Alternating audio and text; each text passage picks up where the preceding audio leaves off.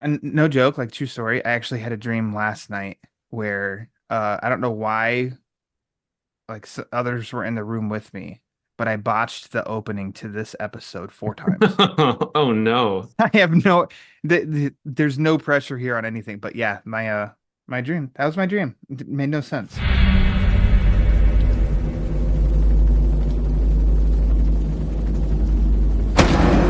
All it takes is one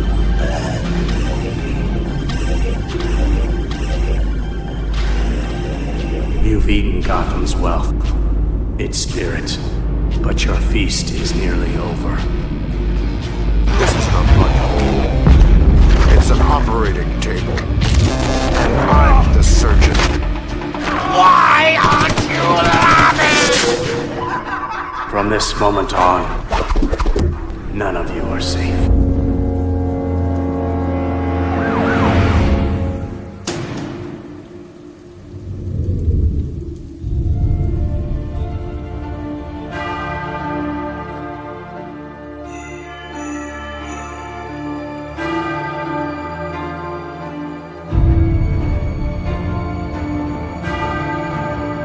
Welcome to the Batman Book Club, a podcast exploring the Dark Knight Library. I'm your host, Ryan Lauer. The Batman Book Club is a proud member of the Batman Podcast Network, hosted by Batman on Film. Just go to batmanonfilm.com, click on podcasts, and you'll find the Batman Podcast Network that has a whole list of other Bat-related shows that also like to dive into other nerdy subjects that all of us, especially Peter Arvera, love to frolic about in their free time, in their unfree time. Pete frolics 24/7. It's a fact. We have the proof. If you like what's going on with the show and you want to help support the show, you can do that with patreon.com/the Batman BC. Now, it's a very festive time of year. We're in December. Christmas is coming. And we're going to talk about Christmas for not just one episode this year, like we have the previous four. We're going to do it twice. So this episode 220, A Christmas Peril, is not the last time we're going to talk Christmas this month. But we're going to stick to the here and now. And here and now with me is we discussed before, probably my favorite, not probably, was my favorite person out of Minnesota. He scolds harder than anybody that I know. It's you say Minnesota's own Santa Claus, Garret Grev. It's Garrett, Minnesota's own Santa Claus. That's a new one. It's a new one. yeah? I'll Oh, gladly good. take it. I like to Yeah. spread joy and cheer. I'm A into joy that. to the masses. Yeah. And it's not just with plastic baubles. Bubbles. Oh, plastic Baubles. bubbles. Just throwing away words. Yeah, it's lovely to be here. I'm glad you're doing two Christmas episodes this year Me because I too. think Christmas is my favorite holiday, probably twice as much as my next favorite, so it would only make sense to do two episodes. Yeah. And it is kind of hard to and I know this from years past. It's been hard to just do one because there are quite a few Oh, Batman sure. Christmas stories Yeah. to choose from. But before we get into that, I've already said you're my favorite specimen out of Minnesota, uh because also you and I agree on a lot of things. Which is And nice. I think in previous, like the past few years, for some reason, um, Mariah Carey has been deemed the Queen of Christmas. Yeah, they just like to say And that. I don't like it. I won't say I don't enjoy some of her Christmas songs, because of course I do. But this, I don't know, parading and, kind of led by her as well, that she is Oh the Queen yeah, of she loves Christmas. it. She loves it. And I think it's untrue, flat out. And I think you'll agree with me with this, that someone who actually is the real Queen of Christmas is one Amy Grant. Sure. Yeah, baby, baby, you light my heart on fire. You got my heart in motion. Thank you. Uh, And I know that you and I share the appreciation and love of Amy Grant Christmas albums. sure. Constantly on repeat. I They're send you great. screenshots every time I hear it on the You radio, sure every time do. I play it on the radio. I just wanted to make sure that we get that out in front, that people need to hear and know Amy Grant, the true Queen of Christmas. Yeah, the rightful queen. I'm not going to settle for this usurping that the popular culture wants to press on us. I would like to know if there's any Bat Bros out there that send each other screenshots of Mariah Carey when Mariah Carey's Christmas songs are playing, because I doubt there is. But you know who has Hmm. that going for? Miss Amy Grant does. I You're think darn that's right. all the proof we need. Yeah. Yeah. And we have the receipts Sure. to back that up. And so, We you start know, posting screenshots of our text conversations for the listeners to read. That'd be a lot of excitement. Like, we've oh got to my go through gosh. some filters first. Yeah, there's some that might need to be edited out, but I think more than anything, they'd walk away going, these Midwesterners are as nerdy and polite as people Yeah. they are. We are It's who they thought they were. exactly. Yeah. Wow. They are who we thought they were. Yeah, Perfect. Yeah. So here's your takeaway. Amy Grant, all Amy praise. Grant, All right. Another praising. Let's talk Batman and Christmas, shall we? absolutely.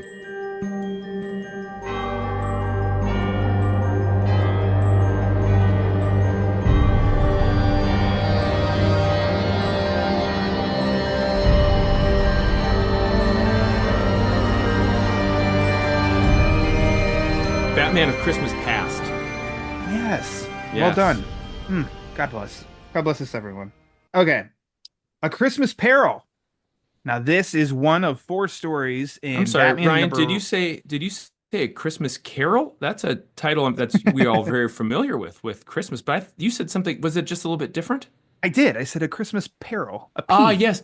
Yeah. Peril in place of Carol. Carol. Oh, okay. Yeah. Interesting. Continue. Sorry for interrupting. Let's bring up Carol here soon. Okay. Let's get through some of Yes. these the business, and then we'll bring up Carol. So A Christmas Peril was one of 4 stories found in Batman number 27 of volume 1.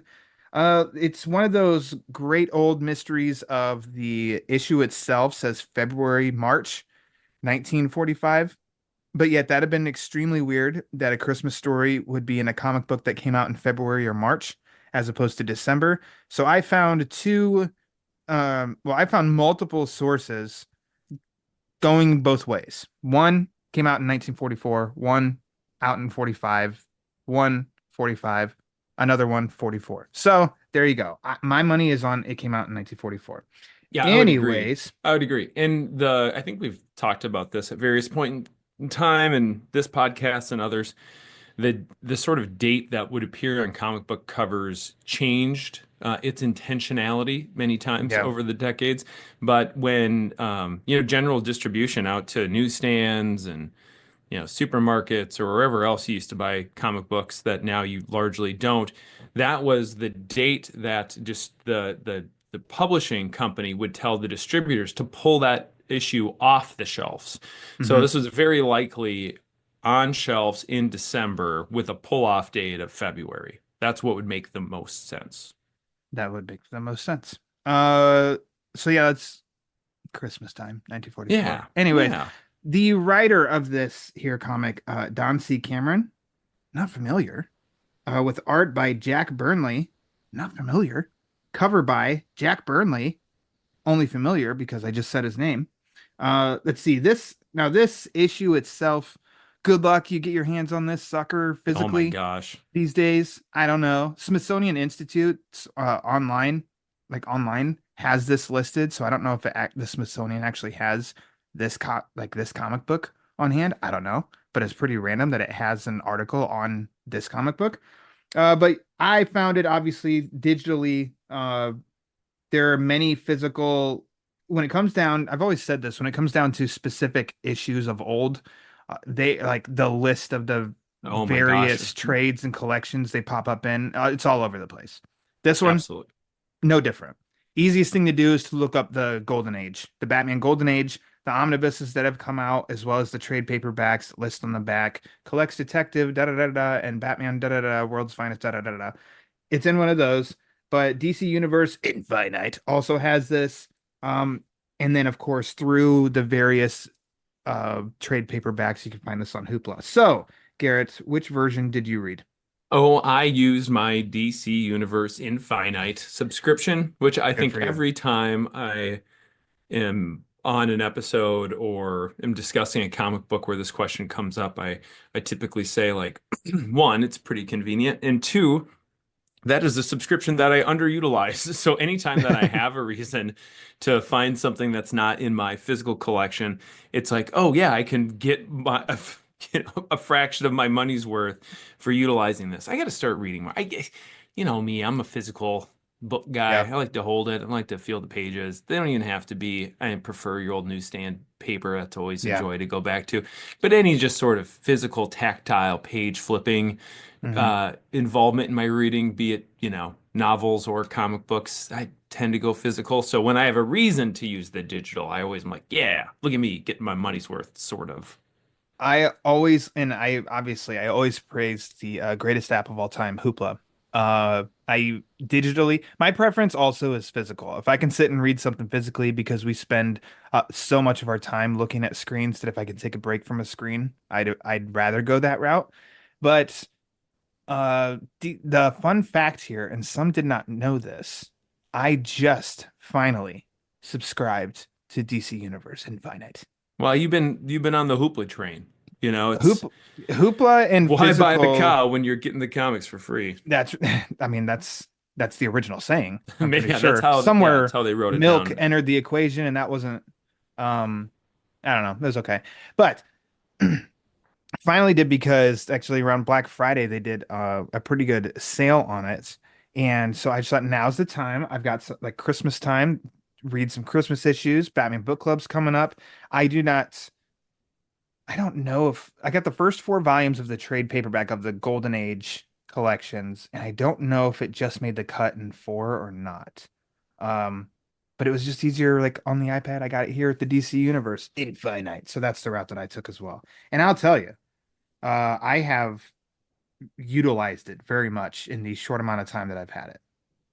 Yeah, I need to Worth get it. on my game. Get Yeah. on it, Garrett. Well, you know what? For a long Don't stretch, don't read any of that foo-foo stuff that Peter's well, always talking about. for a long stretch, I was reading every issue of the Superman titles through the Yeah, Triangle era. That omnibus is out. I haven't purchased yet. It is on my Christmas list in case my maybe wife's Santa. listening. Yeah. But then I moved on to my Death and Return Superman omnibus. So I did utilize it for more Superman stories. I shouldn't say this out loud. Peter's probably going to listen to this, then he's going to give me crap about how I'm That's the actually a foo-foo I'm Superman talking fan about, instead Garrett. of Hi, the Superman. Yeah, foo-foo. instead of Batman. Like he doesn't read Wonder Woman and Flash and Green Lantern, and he's all over the place too. So he's just he gets coal in his stocking. Yeah, that's that's pretty much it. He gets Yep. coal and he takes it out on Peter us. gets coal. Yep. Do you remember the first time that you read this? When that was? I do. It was earlier this week. What? Yeah. Yeah. Very familiar with the iconic cover image. I think I probably share that every single Christmas on the Twitters and when I Hmm. wish my fellow Bat fans a Merry Christmas. But I never actually read the issue before. Wow.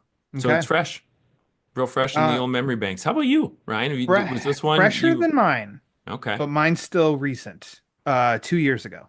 2 years ago. I Okay. did a heavy dive into Christmas reading of all sorts, and this one had escaped me for a long time, probably just because of accessibility. And yeah, I think, it's through Hoopla. I'm pretty sure It's the Golden shocker. Age one was out then, but yeah, Hoopla came into play, and I was, yeah, that's how I read this. I don't have the physical.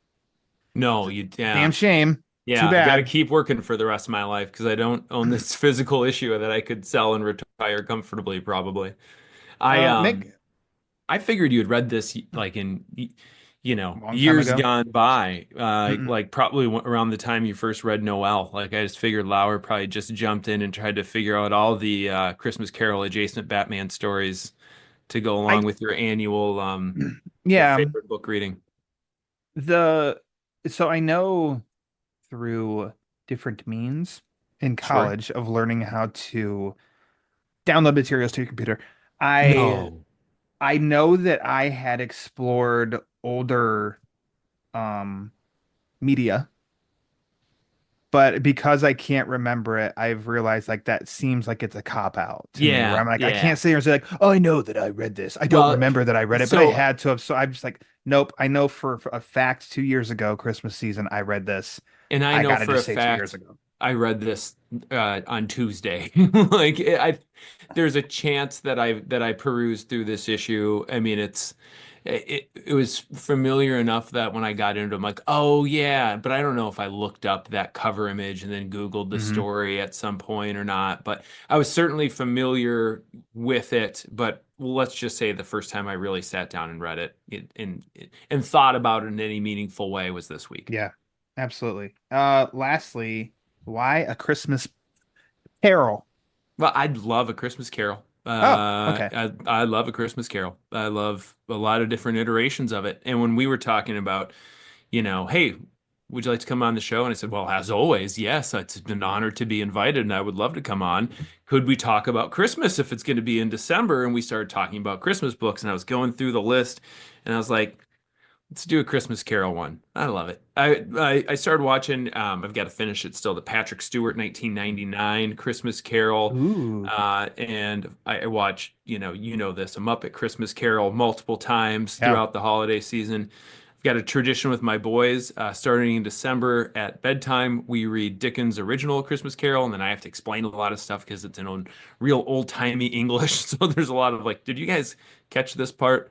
So I'm a Christmas Carol guy. I love it, and it's nice to get an early bat slant on this one. It's fun to. I thought it'd be a fun one from that angle. Uh, Excellent. I know we shot a couple back and forth of just like this is what I'm coming across as far as ones I've or options and such. And yeah, it was in reading this one and knowing your fondness for A Muppet Christmas Carol, it did not surprise me that this was the one that you picked. Oh yeah, However, it surprises me that you picked this one and you had never read it before. right. I was like, oh, okay. Plot twist. Well, I figured, Uh, hey, we can learn. Either it's going to be a lovely, old-timey Batman Christmas story to talk about together for the first time, or it was going to be, a real dud, and that might make for an interesting listen too. So that it's could like, be well, it's fun not. too. Let's go into the great unknown. So, all right, we're talking Christmas Carol. We're going to continue because let me read first of all the very first page of this story. It's fantastic. It looks lovely. Big old Absolutely Christmas tree, beautiful. some gangsters aiming their guns at Santa Claus. That's a sin. But then Santa's protecting a boy. Batman and Robin are jumping down from the tree, and then there's a really nice Christmas wreath and some great uh, font. Says any resemblance between this adventure and Dickens's beloved masterpiece, A Christmas Carol, is strictly intentional. For the great English novelist wrote on the spirit of brotherhood that stirs anew in the world when the mystical star of the wise men shines at Yuletide, and that is the guiding beacon of the mighty Batman and Robin as they fare forth once more against evil and injustice to tell an old story in a startling new way. A Christmas Peril. It's so good. It's so Yeah, good. The lovely. font's so great. It's just a very and like fun, right? It's strictly intentional. Like, like Yeah, lean into strictly it. intentional. Yeah, We're not trying to fool it's just anybody. an old-timey good time. Exactly what this is. So there are countless uh versions of A Christmas Carol. There are countless stories inspired by slash based on A Christmas Carol. You mentioned a couple already. There's I really like I enjoy Muppet Christmas Carol. I enjoy Disney's or is it Mickey's A Christmas Carol Yeah, from the yeah, early 80s. That one is fantastic. The Robert Zemeckis Jim Carrey one is weird, but very weird. I can watch it and I think I always when I do revisit it, I'm thinking like, all right, this is where it's gonna hit me and I'm gonna really enjoy it. And then I walk away like, man, that was weird. But I still haven't given up on it. I don't know why. And then there's also a lot of comics. There's one in particular that is essential reading this time of year, and I have been fortunate enough to tell the creator of that comic in person that I read it every year, and it's one of my favorite Batman stories. Listen to episode number 50 that you were also on, and we listed our 10 favorite Batman stories of all time, and it came in at number 2, Batman Noel. Garrett, if you had to pick any media at all, what's your favorite like version or in like based on A Christmas Carol? I mean, anybody who knows me knows it's a Muppet Christmas Carol. I think it's the absolute best adaptation around.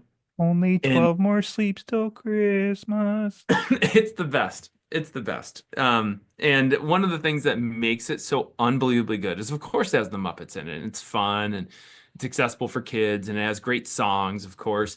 But Michael Caine, Sir Michael Caine, gives Yeah. an acting performance that, like, it's not even underrated anymore because enough, I think, millennials have had enough nostalgia for this movie and gone back and watched it over the years and talked about it on the interwebs.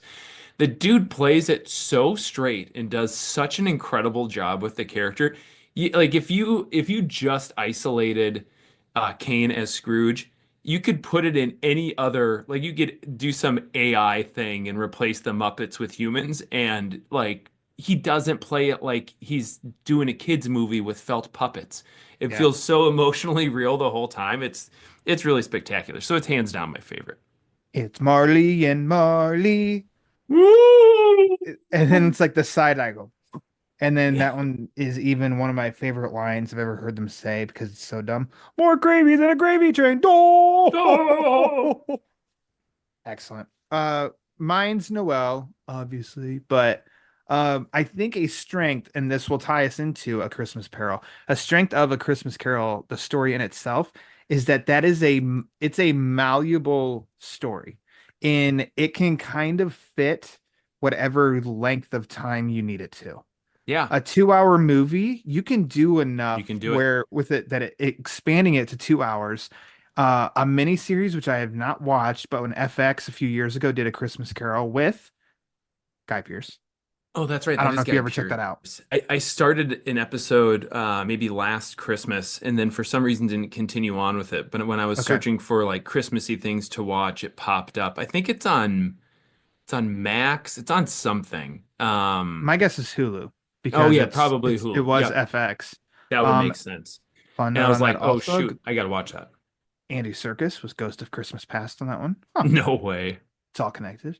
But Wow. that looked like a much more mature, maybe borderline kind of scary approach to the story. So that's like a 3 episode miniseries, 2 hour movie, 90-minute movie, a 25 minute cartoon special, a 80-page comic book, and then in this one, a 12-page comic book. No, it's not a retelling of A Christmas Carol, but it hits the points and you understand the influence.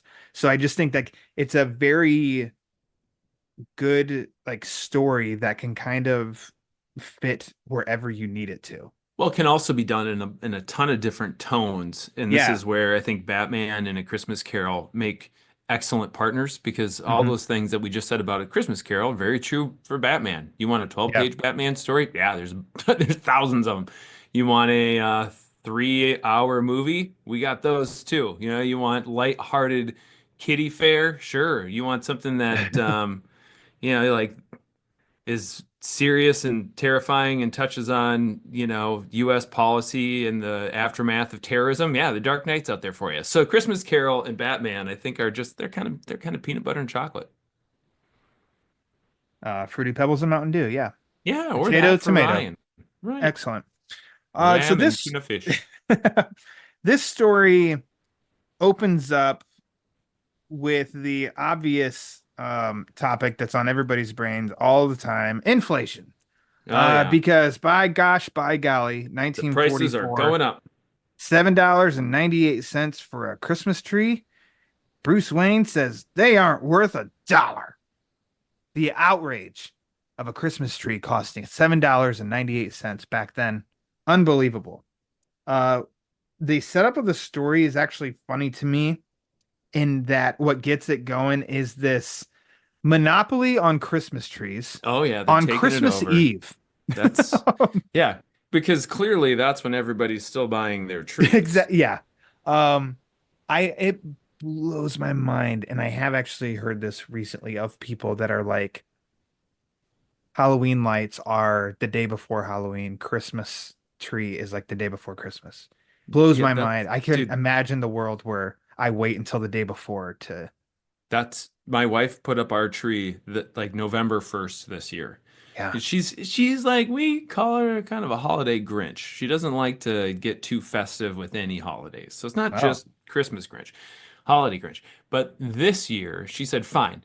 You guys are so intent on decorating. We're going to decorate right away in November because I'm not going to spend all this time decorating for it to be up like 28 days, you know? Mhm. But then, or 25 days, whatever, December to, yeah, I always like to leave things up for a while after, but Yeah. I think she's also a take her down early type gal. So, Oh, ours yeah, definitely ours, rolls over to January. oh yeah, let it ride. And like, I mean, it's dark and cold in Minnesota in the I've winter. heard. And some pretty little lights on a tree, that makes me feel better. Yeah, And I'd like to leave them up. happiness. So the monopoly on Christmas trees is all, leads to good old gang chieftain Happy Hogsby, Oh man, happy. and Urgh. he sort of reveals his plot of with Scranton luring the multi-millionaire behind me, how can anybody make trouble for me? And Batman says, "Be patient just a little while, you'll find out." And in comes this. I'm a little bit Charlie Day. It's Always Sunny of trying to, connecting the yarn, trying to figure out like, wait, hold on a second, because good old Happy, he mentions a Scranton Loring who died, and then Scranton Loring is inheriting money, and Right, then Uncle Timothy is coming to be basically the guardian. right. And I'm trying to think like, so wait, I'm glad I read this a second time and spent extra attention on this connection of like, wait, hold on a second. So a kid's uncle dies, he inherits the money, and a new uncle is going to be coming in to oversee him. No mention of a father, no mention of anything. I just had to understand what we're talking about here. Where is the connection here? Um, and little millionaire Scranton is a rich brat. He's only been taught by his now dead uncle about making money. It's He's dead uncle who capitalist. is otherwise known as Scrooge. So Caleb Loring, otherwise known as Scrooge Loring, apparently. Wait, did I say Hold on, I said Scranton for both, didn't I? Yeah, it's Scranton's the kid. Caleb's the uncle who has just died and left all his millions to Scranton. Caleb was otherwise known as Scrooge, so now his nephew who inherited his money is like obviously going to be known as Little Scrooge. Like that's just what happens. Where's And the then mention of Caleb? oh, it's the same page. It's right after Batman says, be patient just a little while, you'll find out." And then the quote is, "Young Scranton Loring just inherited the fortune of his uncle, Caleb Loring, better known as Old Scrooge." Okay. Okay, well then that explains. See, I'm not a good librarian. Well, I that's don't also when we me get don't know how to introduced. read good. Well, it's very confusing because we also get introduced to initially who we think is Santa Claus, but it's not Santa Claus. It's Tim Loring that Scranton's never met before, and Tim has decided that it's a great idea to go meet his nephew for the first time dressed up as Santa Claus because that's obviously what the child needs, apparently. Well, I don't get how Happy would say with Scranton Loring, the multimillionaire behind me. That to me means like, oh, the guy who just died. Yeah. So there's no other millionaires. But like, why is the kid behind him? That doesn't, and I, yeah. So this setup, it's like it could have been just cleaned up. A little We're bit. already spending too much time here on this just quick setup where I'm like, just make it his dad died. His dad It was died, his and dad, now the uncle's showing up. and the uncle's showing up. Done. Okay, moving on. Maybe there was some maybe there's some comic book guidelines about parents dying at this point. Hmm. Like, hey, we got Yeah. all the dead parents out of the way. Can you guys not for a while? You want the stamp of approval. We got to have alive Yeah. parents that are just off screen and never discussed or off Yeah. page. Maybe something to explore for sure. But this kid's already Scranton. He's sitting here. Let me see, 953,000 at 33 and third percent with 10% reduced for operating costs. This is foreplay talk for Garret Grev. Oh man, Uh, listen to this little business whiz. this gets that guy going. Just P&L management. It's so important. It's where a lot of businesses go wrong. They're just not watching their books close enough. Ooh, tell Fiscal me more. Tell discipline. me Yeah, more. go on. Little Scranton. No, Oh no. gosh. So a key player in this is Scranton's. Yes, his uncle comes in dressed as Santa Claus because he thinks that Scranton would like this would be a good thing. You're a kid. You should be, have fun at Christmas time with Santa represents good and great. While Secretary Eggers of Old Scranton, he giggles, which is how you spelled it back in the day of a giggle. Yeah, T with a comma between T and he. Maybe that's where Michael Jackson got it. Tee. Yeah, in Batman 27. Makes sense. This kid, he's insensitive Sure. and Scrooge, nickname of Scrooge, like that would fit for this kid. Just say Yeah. that. Yeah. I wouldn't say flat out like this is an evil, despicable kid. He's on the path of No. getting there. Sure. Yeah. He's building his chain. Yeah. Lock by lock. Link by link. So at this point I'm reading it because still wasn't fresh in my mind of what was going to happen.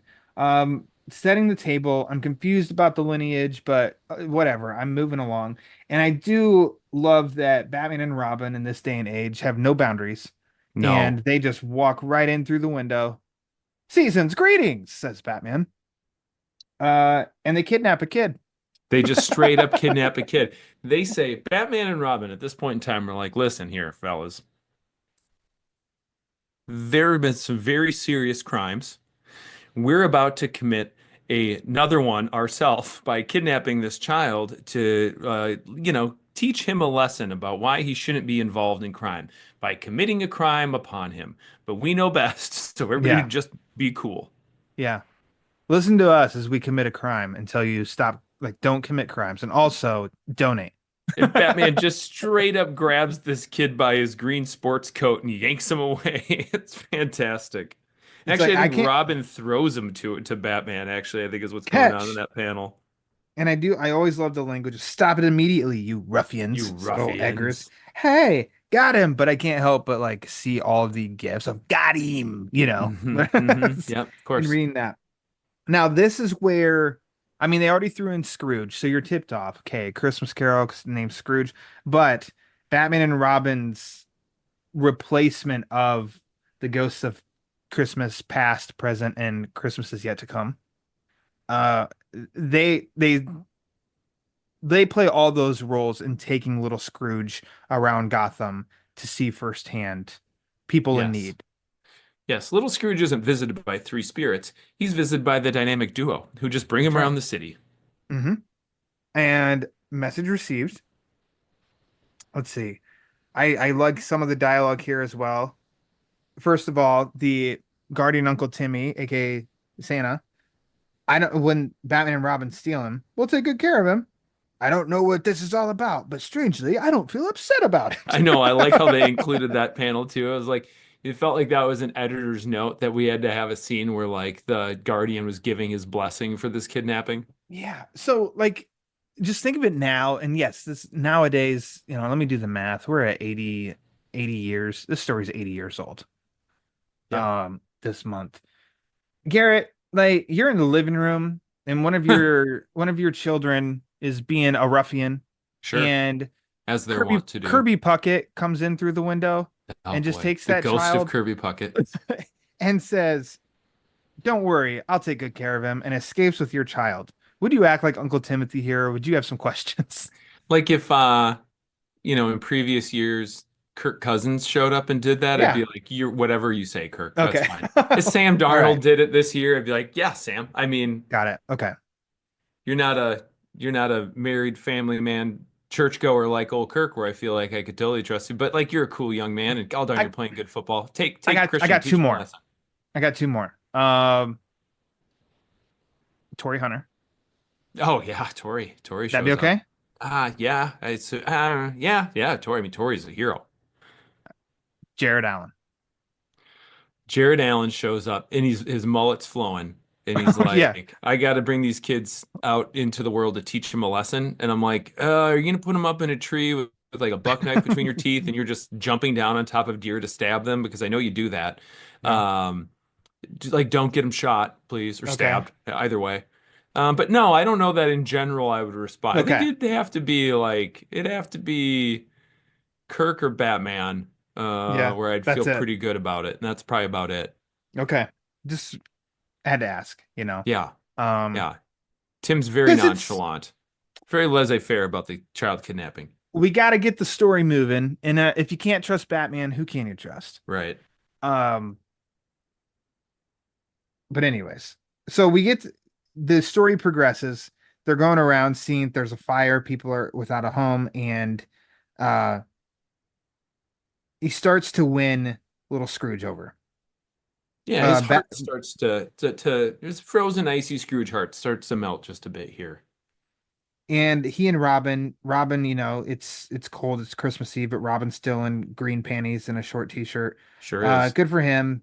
And he gets a little mouthy with a little Scrooge, who's like, I beg your pardon, are you insulting me? And Batman, the voice, the adults, no quarreling. Come on, we're going to follow the old couple home. Gets a little bit more of a peek behind the scene. Well, now we see his uncle Timothy is spying back at the mansion, at the Loring mansion, that old Eggers, the secretary, with, hold on, the butler Gulliver. Great names throughout all this, Great. too. Great old-timey names. They are in on the Christmas tree scheme with old Happy Hogsby. We got a real fix going on here. Yeah. Yeah. They're making the Christmas tree sellers ratchet up their prices, and then they take the difference. They said like, oh boy, like, so if that Christmas tree was $2 normally, and now they're making them pay 8, well, they're pocketing $6 on every Christmas tree. It's that's not ethical, but man, printing cash this time of year. $6 in 1944. What's today? Hey, Google. Yo, what are they getting after? Whoa. $6 in 1944 is equivalent in purchasing power to about $107.61 today. Yeah, boy, it really worked going off the gold standard for us, didn't it? Jeez. So, I mean, factoring how many trees, apparently it's a big enough deal that they're banking some money. Like, this could be a nice little payday for this whole crime syndicate that's going on. Yeah, absolutely. If we think the numbers that he's talking about at the beginning, like 950,000, I mean, that's a number of trees.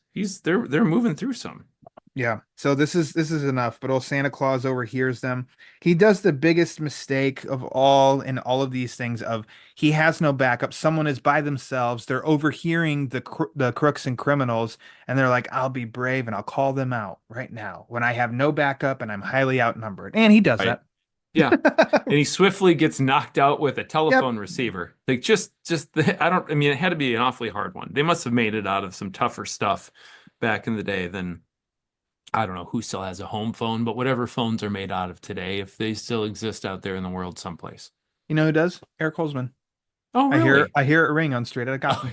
I do hear that. You're right. You're right about that. So continuing to progress, there's also, let's see, they go to visit, let's see, an unheated tenement. Goes to a hospital where I'm trying to track exactly. Well, I think this is all the same family, right? They look at that old couple whose the trees have burnt down, and they follow him home, and they find out the son is dead and the daughter's very sick. I think so. Maybe it's not the same family because the son is dead. I was trying to figure out when they get to the hospital and they're talking about the very sick man, if we had been connected to him yet or not.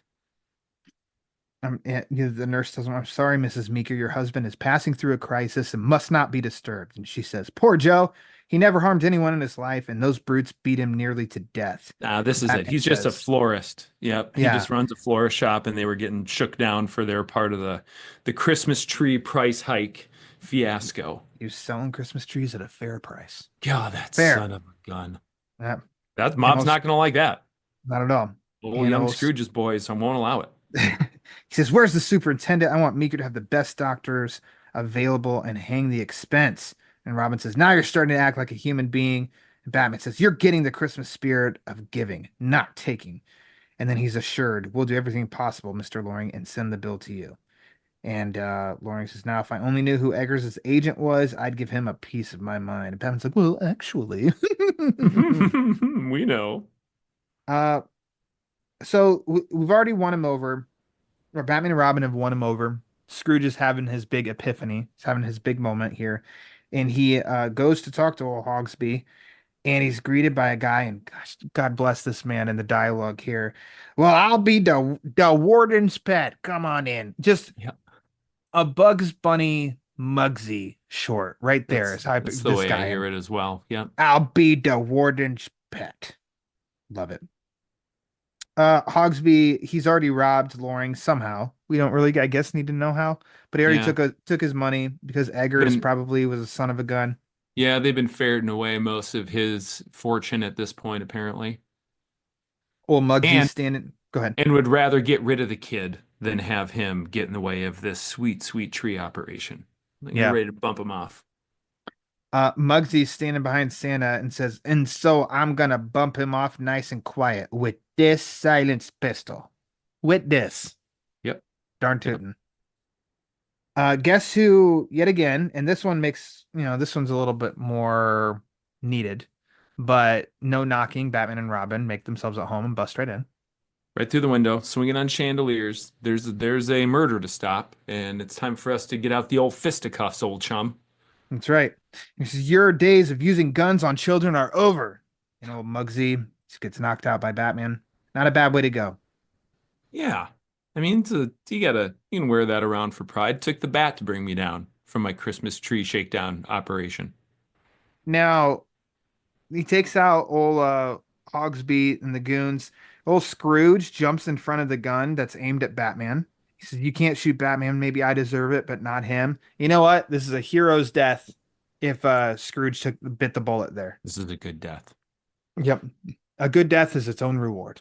That's right. And Batman, Maybe Frank Miller was inspired by this scene for the opening Yeah. scene of Batman racing the car and good death motif. It is probably from Batman 27. Now that I say it out loud, I'm sure that's where it was. Let's just put it in the Wikipedia page already. Yeah, let's change it. Gonna do Yep. that. Was inspired. Frank Miller was inspired. And like citation needing, like Batman Book Club Christmas episode 1, Yeah. All right, done. 2024. Duh. Enter. It's changed. Somehow Scrooge is in between Batman and All Happy, and then next panel, and only Batman's flashing speed averts tragedy. And somehow now Scrooge is next to Robin, and Batman's punching the gun out of Happy's hand, and all is well. Because gosh, Batman, he's so fast. He's very, very quick. So fast. Everybody knows. And then I do appreciate the rest of the story is the equivalent of Sir Michael Caine dancing and singing Yeah. down the road in a Yeah. Christmas Carol, Muppet Christmas Carol. Dear boy, This is the equivalent of that. do you know what day it is? What day? Why, it's Christmas Day. And he's like, go out and buy the big goose. We gotta go. We gotta go deliver a feast here. Yeah, we're missing the goose, but that's the only way it could be improved. But it's time of the old Scrooge says, "How can I make up for all the years I've wasted?" He's feeling, remorse. And Batman says, "Since you're so young, I suspect your misspent life can be corrected before the night is over." And Robin says, "We can just make the stores before they close if we hurry." And then we just get some good panels of Santa's sleigh is now the bat plane, Sure is. and it is traveling as midnight chimes announce the birth of Christmas Day. Jingle bells, jingle bells. They're singing while they're riding in the bat plane, because who wouldn't? You're in a bat plane. And Santa's delivering toys across Gotham City, helping out kids. To be clear, Uncle Tim is delivering Christmas toys across Gotham, and apparently going down the chimneys. We see Uncle Tim climbing down the ladder of a bat plane that apparently is able to hold itself in stasis in the air. It's got some helicopter attributes to it, and the panel will lead us to believe that it's regular dude Uncle Tim who is going down the chimney, because we see him land on the roof and then we see him in the interior of a house. So logic be darned. This is a sweet little Christmas Carol retelling in a golden age Batman story. I'm not going to get hung up on the logistics of real man Tim getting down a fireplace that probably had a fire burning in it at the time. Yeah. Christmas magic. Of course. But there's some good Christmas tree shots here, going to the hospital where famous doctors have led Joe Meeker out of the shadow of death. So this has been a mere couple hours. Right. And now all of a sudden, well, they're very famous doctors. That's true. They're famous doctors. I like how the descriptor they went for wasn't like the world's best doctors, wasn't the most intelligent doctors. It was like Dr. Oz and Dr. Phil showed up. They're the world's most famous doctors, and here they are. And in a couple hours, they got this guy out of the woods. It's a Christmas miracle. Famous doctors.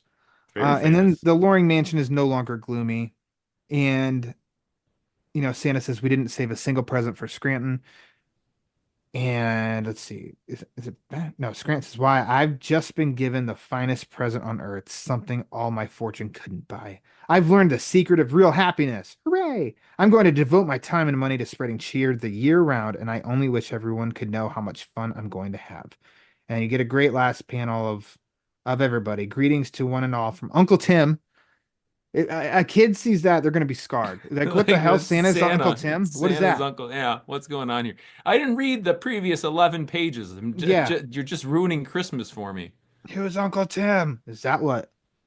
Is that what I'm supposed to call Santa? But and from young Scrooge Loring, who won't be known by that name any longer, and Batman. And a Merry Christmas, everybody, from Batman and Robin. And Robin. Delightful. God bless us, Delightful. everyone. That is A Christmas Peril. Payroll. This now, obviously, what's the nuggets that it kept from A Christmas Carol were in here, but this is a 12-page story, and I actually think minus to me, and maybe everybody else got it, and dumb me didn't.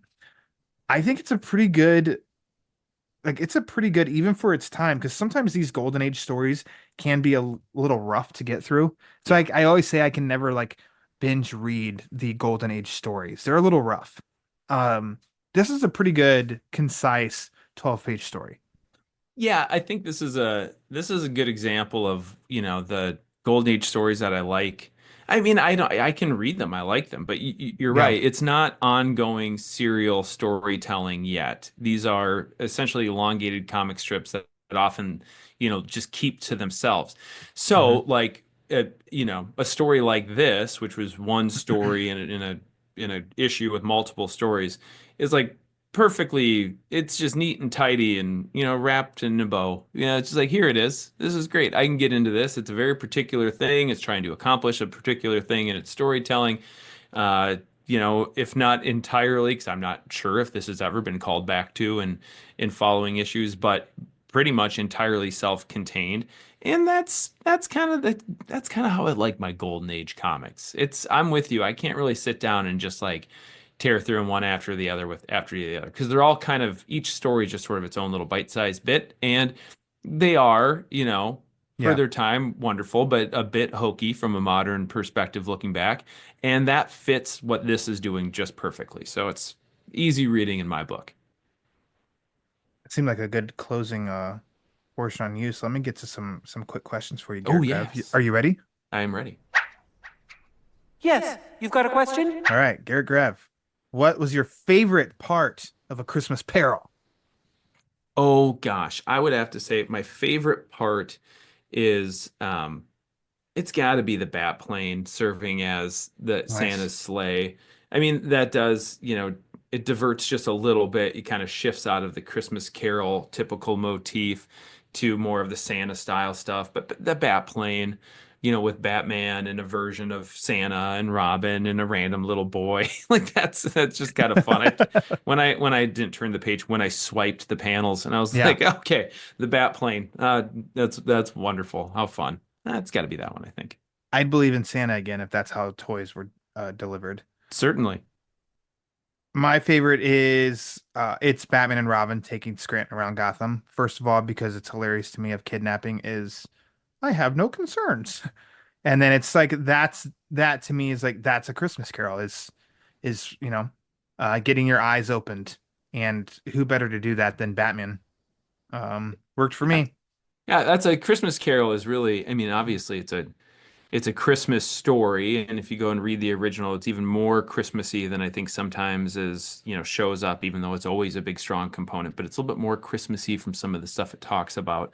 But it's really a story of, someone rediscovering their humanity and, putting away a desire for material possessions and replacing it with a desire to connect with other people, other sojourners on this world to the grave, as Dickens puts it.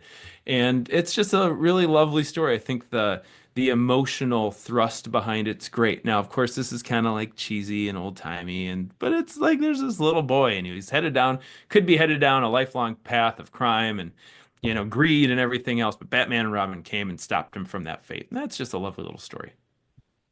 A lovely little 12-page story. Absolutely. What was your favorite panel? Well, I thought about this one and I figured calling the cover out would be a cheat because it's so well known. I've done it Uh, before. yeah, so I would say panel's just a beautiful example of Golden Age Batman art and kind of with the crossover to the holidays. And then it's got the little old school, this is a World War II era book, support the war bond loans effort. Like it's kind of this historical thing. But the opening page with Batman and Robin jumping over the Christmas tree to protect Santa and the boy and the wreath with the wonderful font and the nice little sort of prologue into the comic would be, if we're talking about interior pages, it'd be that first one. Garrett, there's a movie that came out in 1991, had Keanu Reeves, Patrick Swayze in it. Also, a great Gary Busey. And at one point, he says to Keanu Reeves of Utah, give me two. Give me two. Because I'm right there with you. The double up? Love that page. Love that page. What a Midwest great mind page. meld. Yep. Take away the logo, Batman and Robin. Take away the words inside of the wreath, and you just have this image, and it's just like, Tells a story. Yep. Lovely. Would you like to see this adapted in animation? Absolutely. I think, Yeah. there's so many, if you look at, Batman stories or you Google Batman Christmas stories, you could easily go back in time and find some of these like bite-sized stories and do an animated anthology out of all of them. Yeah. It's a very, very Batman Christmas or, whatever plan word some copywriter would come up with. A Christmas Peril, Batman anthology series. Yeah, sure. Yeah. It's any of that. And I think that would be great. Just little snippets, don't add anything. Don't try to make this an 80-minute animated movie. Yeah. But if you made it a 15-minute segment, and you had 5 or 6 of those bad boys packaged together, I'd buy that for sure. I actually, in thinking of this question, I thought BTAS for sure. A 22-minute episode of this could be done really well. Caped Crusaders so far, a little harder sell, but otherwise, like, absolutely, I could see a Christmas Peril being adapted in animation, not live action. Don't need a movie. It's an episode or a short animated. That's the elevator pitch. That's what I think. We got to get in front of a producer. Let's bring this to life. All right, I'm on it. Garret Grev. At some point, Christmas yet to come, we'll be sitting down and watching this one while counting our stacks of millions of dollars because we were executive producers and it was a runaway hit. And then somehow the contract that I wrote for Amy Grant to do the soundtrack would be giving her all of the money I earned. Sure. But it'd be worth it. It makes sense. It'd be worth it. Yeah. You can do it, Amy. We believe in you. Garret Grev. Let's do it for Christmas. Thank you for coming here for Christmas. Oh, thanks for having me for Christmas. I love Christmas and I love the Batman Book Club. So what a great combo. God bless us, everyone. Garret, why don't you go ahead and plug away anything and everything that you want to? I always love chatting with you, Ryan. I always like the listeners having a chance to listen to us chat because I'm a chatty guy and I'd like to keep the conversation going. Why don't you find me over at X or Twitter? I'd still say Twitter most of the time. You can find me at Garret Wato. That's at GarretWato. If you want to hear more of my voice, you can listen to a bunch of episodes. I got a recent one up on the Batman on Film podcast. And if you'd like to hear me talk about things besides Batman, Lord knows I do that too. If you like football or fantasy football or the Minnesota Vikings or He-Man or Superman or the Ninja Turtles, you can talk about all that stuff with me because I'm a nerdy guy. I got a lot of interests. He's got good interests. The best. Bless you, sir, for coming back. You'll be on again in 2025. So there's a peek behind the curtain, I guess. We'll figure it out. Anyways, if you want to follow Batman Book Club, go to the socials at the Batman BC. Latest episode drops and upcoming episodes. If you want to support the show, a variety of ways you can do that. Like I said at the top of the show, patreon.com/thebatmanbc. Go to tpublic.com, type in TBBC for the Batman Book Club. But if you want to support the show and you don't want to spend any money at all, it's 100% A-OK. Easiest, quickest, most impactful thing you can do to help this show is rate and review the show. So however you listen to it, Apple, Spotify, Amazon, wherever, go to the rate and review page, rate and review the show, because the more reviews the show gets, the more it helps spread the word. And as we all know, that word is panic. Panic. So for Mr. Minnesota, Garret Grev, I am Ryan Lauer. And until next time, remember, Lord Batman. And Merry Christmas.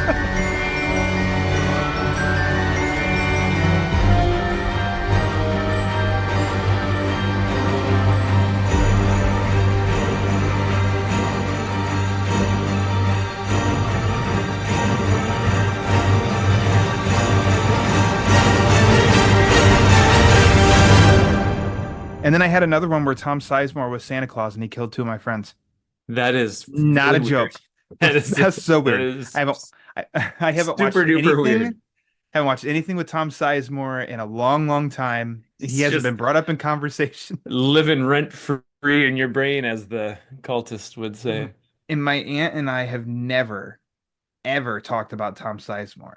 And my dream ended with her picking me up in a car with somebody else. And she was like, but Tom Sizemore is a badass. That's my Oh, favorite, most That random was very, freaking very, dreams very, I've very had in a long random. time.